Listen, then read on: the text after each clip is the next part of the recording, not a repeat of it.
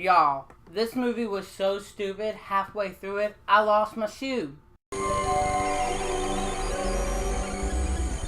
In Truth or Dare, a group of friends go to Mexico, and while there, they play a game of Truth or Dare. But when they come back home, they realize the game's not over, and if they don't play the game, they die. Now look, when I saw the trailers for Truth or Dare, I didn't know what to make of this movie. On paper, it sounded like it could be a really dumb, fun, campy film that this little trashy kid kind of enjoys. But on the other hand, it's PG-13, and I was worried that it would water itself down, and it just would be really bad. Fortunately, it's option 2. I did not like this movie, ladies and gentlemen. The whole time watching this movie, I couldn't help but think of 50,000 ways that this movie could have been better. And I know that there's a big debate going on in the horror community right now between PG-13 and R, with the success of A Quiet Place, which is rated PG-13, and also the success of many horror films like the Conjuring franchise. And it really leads to this debate of, can you do a PG-13 horror movie? Can that exist? And in my opinion, yes. I think PG-13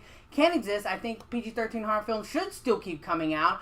But there are movies like Truth or Dare where the premise lends itself to people getting brutally murdered, where you feel like when you do a PG-13, you're just watering down the content of this movie. And watching this film, I kept thinking of 50 cooler and more interesting ways for these characters to die than how we actually experience them on the screen. In fact, how a lot of these characters die are so uninteresting and so bland, I can't really recall many of them in this movie. It has a really dumb, fun premise, a premise that feels like a hybrid of It Follows and Final Destination. Two films I really love, but it never really goes deep into that. It never explores that. It never really allows itself to have fun. I did see this on Friday the 13th, and basically a sold-out theater, and everyone in the crowd was either laughing at the movie or screaming at the movie.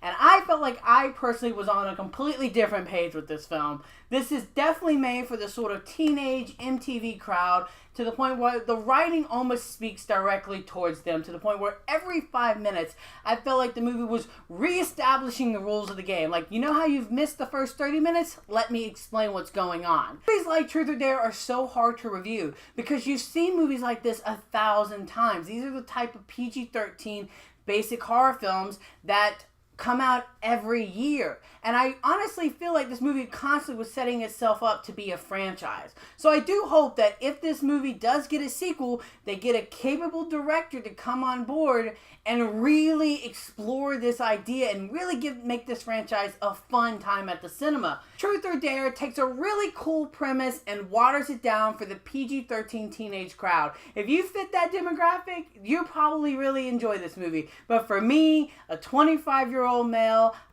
this movie was not for me. As the score goes, I'm going to give Truth or Dare a 1.5 out of 5.